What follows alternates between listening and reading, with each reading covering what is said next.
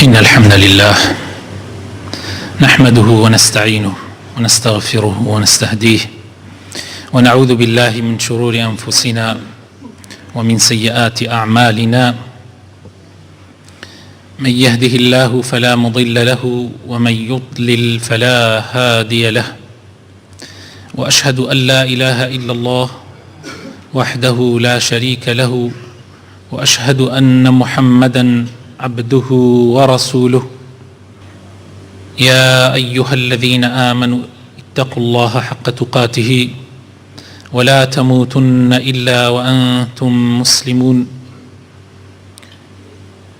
يا أيها الذين آمنوا اتقوا الله وقولوا قولا سديدا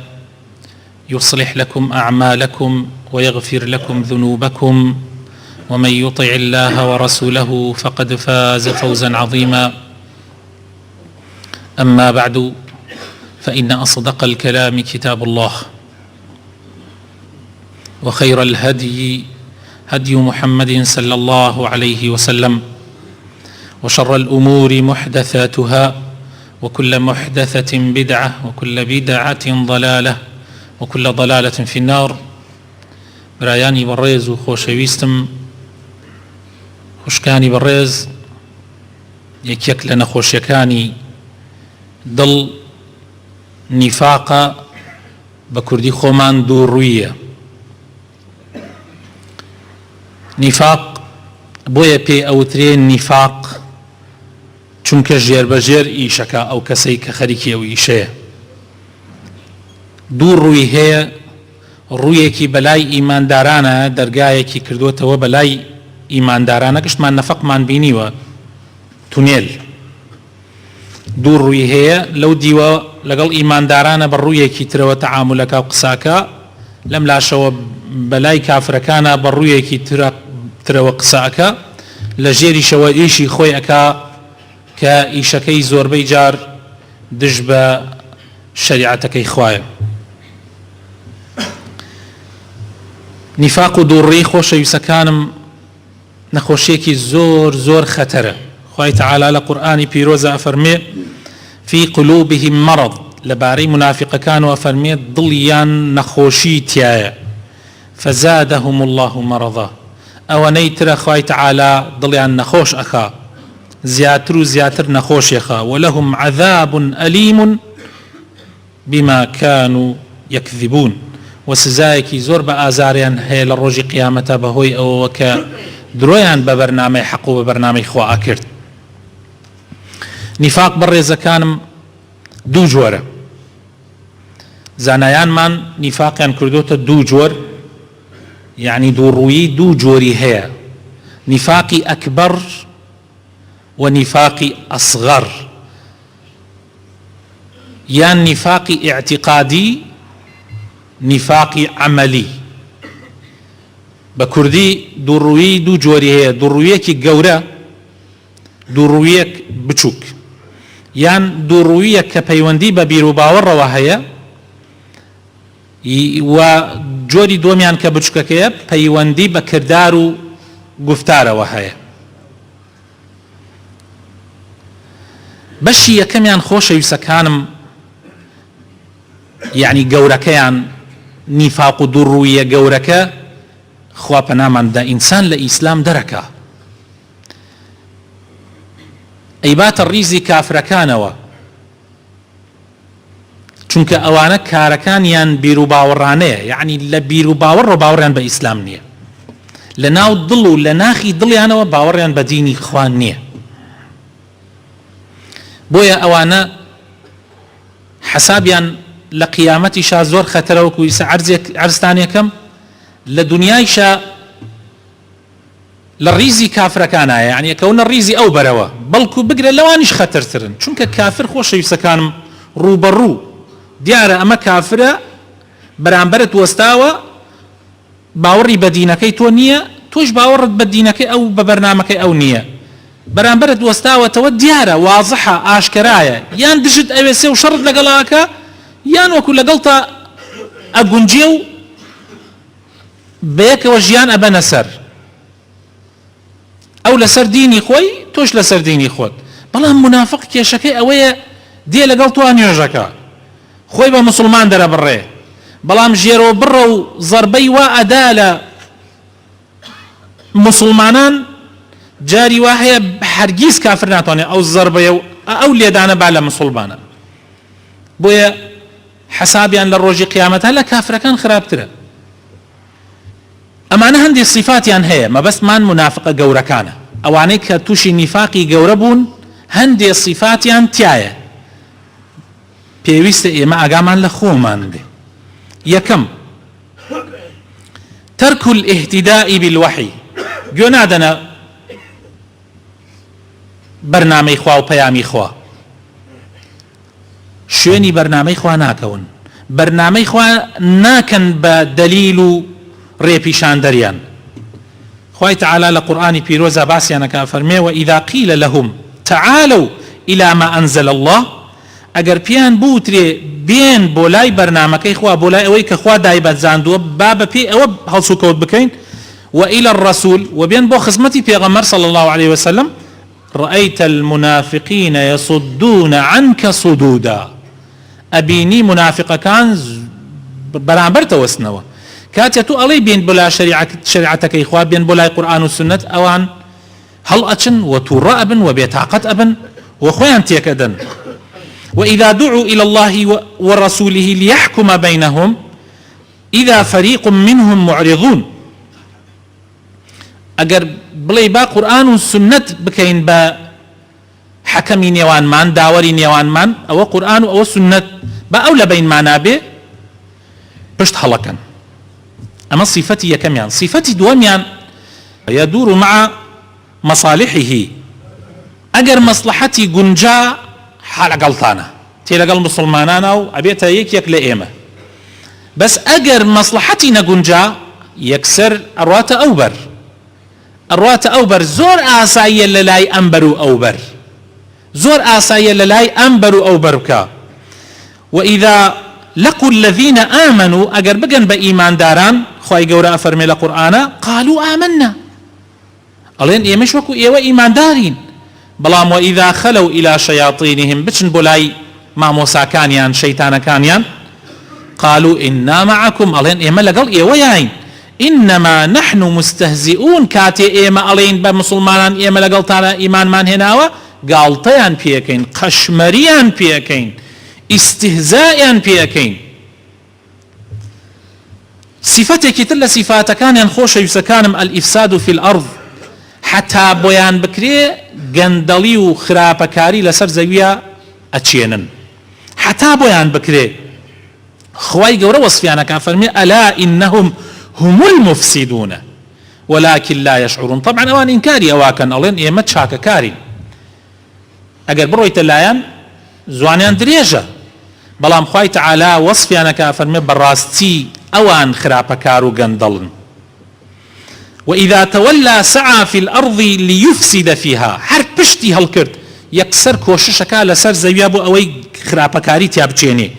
ويهلك الحرث والنسل والله لا يحب الفساد وإذا قيل له اتق الله أجد بيبوتري بو فسادكي بو خرابة أكي بو خرابة أتشيني بو حزكي دنيا تيق بتشي لخوا بترسى يكسر أخذته العزة اللوت برزكاته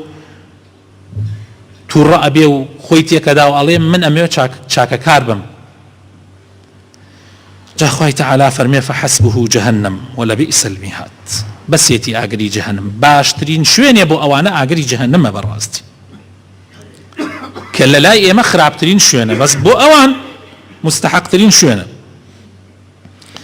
یەکێکی تر لە صفاتەکانیان خۆشەویستەکانم گاڵتە ئەکەن بە ئیمانداران تانە لە ئیمانداران ئەدەن لە کەداریان ئەکەن خۆشەویستەکانم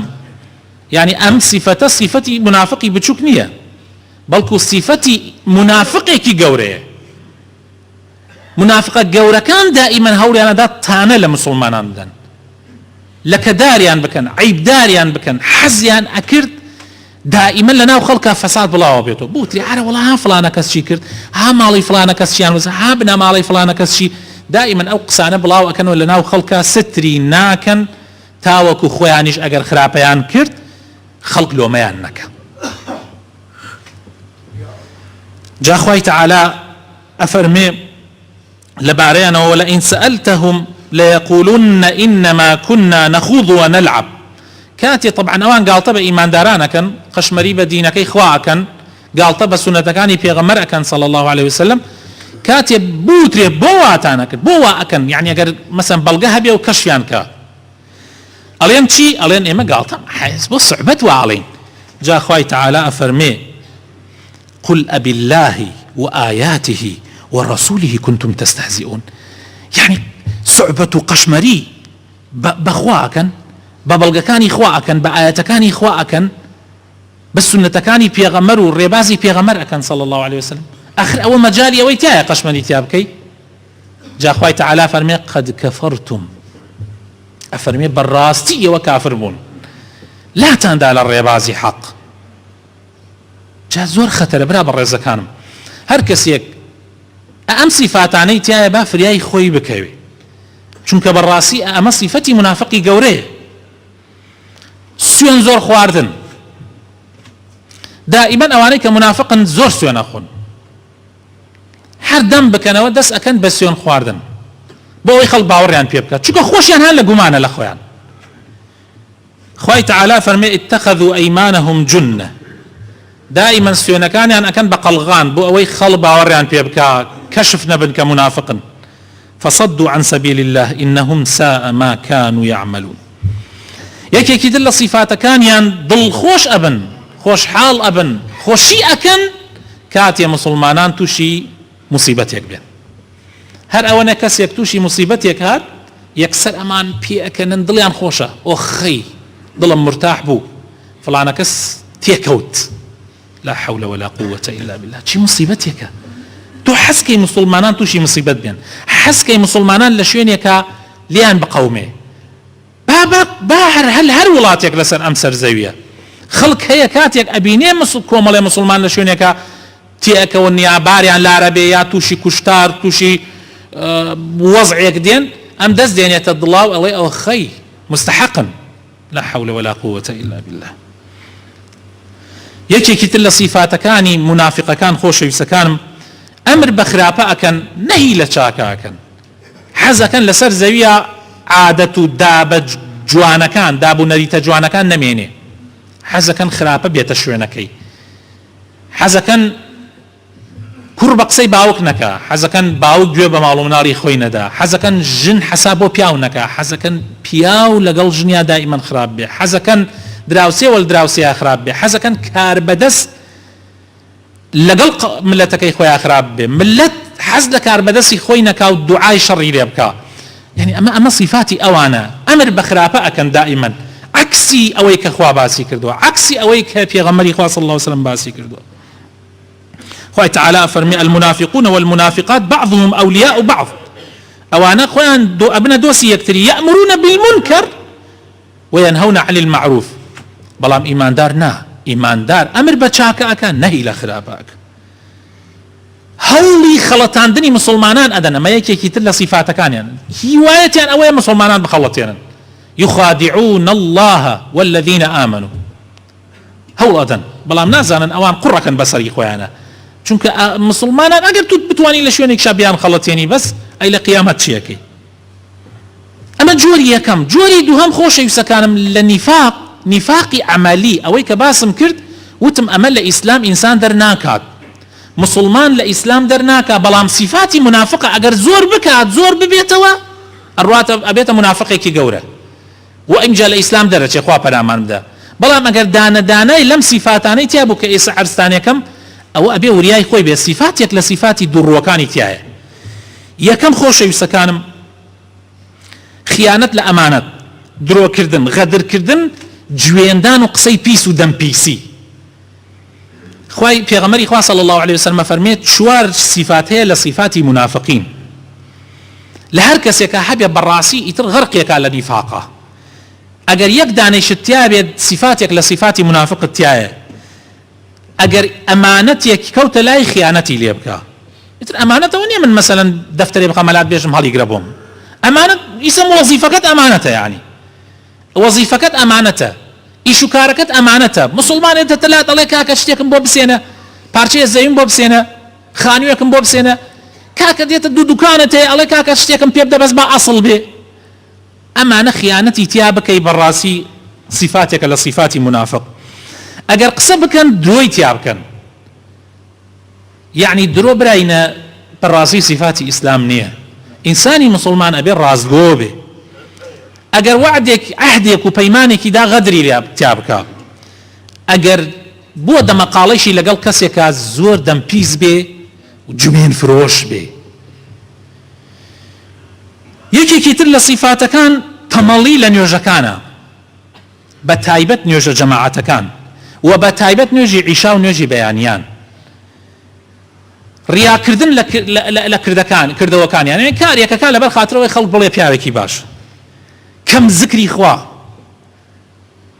ئەم بەر و ئەو بەرکردن یعنی دامەزریان نییە لەسەر ئیمان بەڵکو ڕۆژێ نوێژەکان ڕۆژێ تەرکێکە ڕۆژێ دەسەکە ڕەمەزانێەوە گەرمین ڕۆژوەگرێت ڕەمەزانێ وازی لێ تێرێ ماوەیەک زەکاتەدا ماوەیەک وازی لێ تێرێ ئەم دیم و ئەو دیم زۆرەکە خوای تەعالا لە قورئانی پیرۆزا فەرمێ إن المنافقين يخادعون الله وهو خادعهم وإذا قاموا إلى الصلاة قاموا كسالى ئەگەر گەرەکیان بێ بڕۆن بۆ نوێژ زۆر بەتەمەڵی مەگەر لەبەر ڕیا هەڵسن بۆ نوێژی جەماعەت بڕۆن بۆ مزگەوت يراؤون الناس خەریکی ڕیابازین هەر ڕوو پامایی ئەکەن بۆ خەڵک ولا يذكرون الله إلا قليلا ذكري خوانا كان إلا كم يكنبه مذبذبين بين ذلك أم ديم أو ديم زور أكن لبيني كفر لبيني كرد وجوانا كان ولبيني كرد وخرافة كان أم ديم أو ديم زور أكن لا إله هؤلاء ولا إله هؤلاء وين يدون كافر مسلمانانش لدسيان نجاتيان به أوش نية بيننا إسلام بجواني إسلامتي كيان بقرن پیغمبر إخوة صلى الله عليه وسلم أفرمي ليس صلاة أثقل على المنافقين من الفجر والعشاء أفرمي هيتش نيوجي أواني نيوجي عشاء ونيوجي بيانيان لسر منافق قرسنية وأجر بزعن شنيا خيرك يجوري لا إخوة تعالى أجر بقاول كيش به نتوانا نريب كان أوا بقاول كيش بخوان بس خشكيش بخوان أجينا نيوجي جماعتي مزجوتا بس بداخل شو كأوان نفاق ومنافقي ودري لنا وضلي أنا تشنراوة بانگەکە ئەدا و ماڵیشیان نزیکە لە مزگەوتەوە و هیچ مشکلەیەکیان نییە تااقەتیان نییە بێن بۆ نوێژ کاتێ نوێژ ئەکەن یەکێتر لە سیفاتەکانی منافق کاتێ نوێژ ئەکا هەر بە پەلە دووسێ دلوکەدا لە زەوی یان گوێی ناداتێ نوێژەکە تا ئەگاتە درەنگێک و دوعای بەسەری عڕا دوور کات نوێژەکە پێغەمبەری خوا صلی الله علیه و سلم فەرمی ئەوە نوێژی منافقە چاوەڕوانەکە تا خۆر خەریکە ئاوا ئەبێ مەبەستی نوێژی عەسرە زیاتر چونکە خەڵکا لە بازاڕ ئەمانە کابرا تەماحەکەی ئەمەنە زیایی کردەدایەتە سەر دینەکەیە چاوەڕێیەکە تا خۆر خەریکە ئاوا بێ پێغەمبەر فەرمێ صلی الله علیه وسلم حەڵەسێ دووسێ دەنوکەدا لە زەوی ذکری خوا کەمەکە ئەوە صفاتی منافقینە براینە لە سەرەتای سوورەتی بەقەرەوە خوای تەعالا چەند ئاەتێک باسی ئیماندارانەکە باسی کافر ئەکا باسی منافقەکە تەماشاکە لەو ئاەتانە تەماشاکە 4 ئاەت باسی ئیماندارانە 2 ئاەت باسی کافرەکە بەس 13 ئاەت خوای تەعالا باسی کێ ئەکات باسی منافقەکانەکە یعنی لەبەر خەتەری ئەمەنە خەتەرن لەسەر ئیمانداران ئاوا ئیمامی حەسەنی بەسری ئەفەرمێ ئەگەر منافق کلکی بۆ دروست وایە کلک وای پێ ئاهات کۆڵانەکان مەجالی کەسی نەوەدا خەڵک ڕێبکە یعنی ئەوەنە کلکەکەیان گەورە ئەبوو لە دوایەنەوە ئەگەر بۆنیان بوایە سەر زەویان ئەگەنان بەس خوا ڕەحمی کردە خوا شاردیانیەتەوەی نەبۆنی داپیان نەکلیکی شێبەیان دروست کردووە زۆر خەتەرە منافق برا بەڕێزەکانم خوای تەعالا لە قورئانە بە پێغەمبەر ئەفەرمێ بەڕاستی هم العدو ئەفەرمێ منافق دژمنی ڕاستەقینەیە فاحذرهم ئاگاتان لیان بێ پیغمبر خوا صلى الله عليه وسلم لحديث كإمام أحمد جرت الشيخ الباني لصحيح الجامعة فرمي حديثك صحيحة أفرمي أخوف ما أخاف على أمتي منافق عليم اللسان أفرمي أويك زور لي ترسم لسر أمتكم قوة بقرن أم قصة زور أمرو جيب جيء به يعني هرب الفعل أمرو أم قصة زور جيب جيء به پیغمبر صلى الله عليه وسلم فرمي أويك زور لي ترسم لأمتكم أترسم أمتكم تيابت شيء يعني بهوي أوانو أفرمي منافقك علم اللسان وتيان يعني طبعا إمام عمر لسر خطبه أما يبعث كده فرمي بيسمى بيغمر صلى الله عليه وسلم يفرمه وتيان أي إمام عمر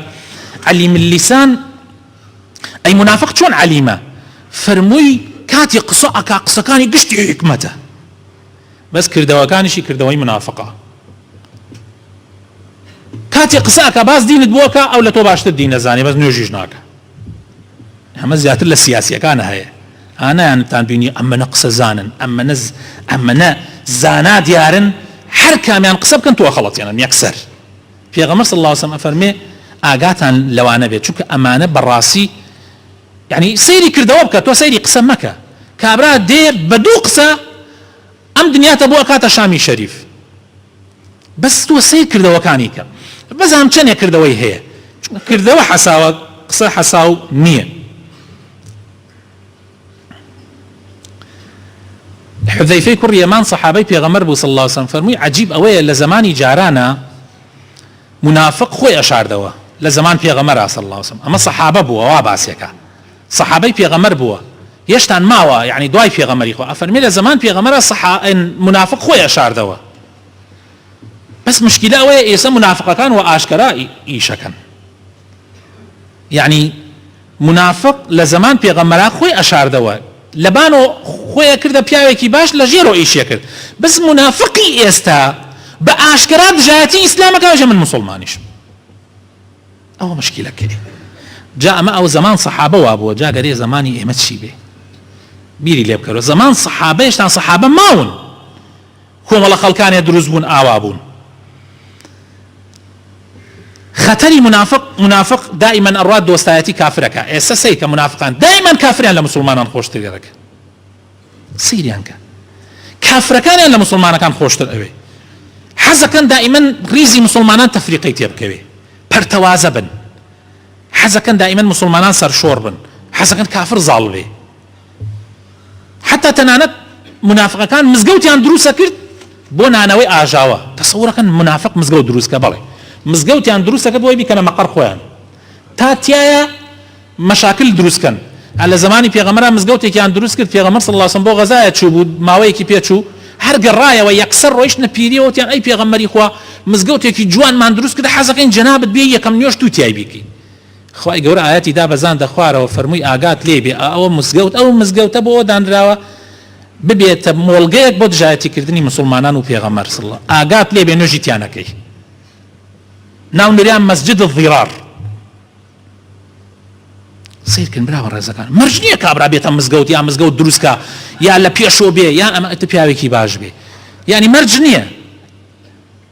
عمل كان انسان زور جاشتكان در اخا زور جار او منافقانه بونه طابوري بينجمها طابوري بينجم هي ئێستا لە زمانی ئێستا وا باسێکن ئەڵێن تابووری پێنجەم یعنی کاتێک دژمن هاتووەتە وڵاتەکە داگیرکە نەیتوانیە بێ بەڵام لە ژێرە کۆمەڵێک لە ناو خەڵکەکە ئیشیان بۆ ئەو کردووە توانیانە وڵاتەکە بەنەدەسەوە زۆربەی جار منافقە هەرچی کاتێ وڵاتانی ئیسلام لە بەردەم کافرەکانە کەوتبێ ئیلا منافقەکان لە ژێرە ئیشیان کردەکەوانیانە لقيامتشا منافق خوش يسكانم خوي تعالى أفرمي بيسترين شوينيان هي منافق للدرك الأسفل من النار يعني لجيري كافري شوي چونك كاركانيان زور دجايتي مسلمانانا لدنيا خوي تعالى لعنتي ليان كردوه وكردوا كان يعني حموي بوشل كردوه خوي تعالى أفرمي أولئك حبطت أعمالهم في الدنيا والآخرة وأولئك هم الخاسرون داوا كرم خواهي قرب خاطرنا وجوانا كان يخوي الرحمن بيبكا هداية من دام نوري إيمان خاطر دلكان مانوا يا ربي خوايا صفاتي نفاق ضري لدلكان مانا دركي يا ربي خوايا ضلبان صاخ كيتوا يا ربي خوايا شفاي دلكان مان بدي يا ربي هيج صفاتك نفاق ضري لنا ودلمانا نمين يا رب العالمين يا ربي إصلاحي حال من بكي يا ربي أو كساني كداواي دعاي خير يعني لكردو نخوش يعني هي يعني كيشيك يعني يا مشكلة يعني يا ربي خوايا شفاي نخوش كان يعني بدي كيشكان يعني بو شعر سر بكي يراو كان يعني بو درباز بكي يا ربي خوايا مالو من المنصالح بكي رحم بدايك وباوك من بكي رحم ببراو خوشكان من بكي يا ربي خوايا تفريق ودو بركي لنيوان من نيلي يا ربي خوايا إصلاحي دلكان من بكي يا ربي خوايا دلكان من بكي بيك يا ربي من بسي بيك ويا رب العالمين يا ربي خوايا كردستان لهمو بلا مصيبتك بدور بقري يا ربي كاربدستاني صالح وداد برور بكي يا ربي خوايا نفاق ودوري لنا ولات معنا نيلي آمين آمين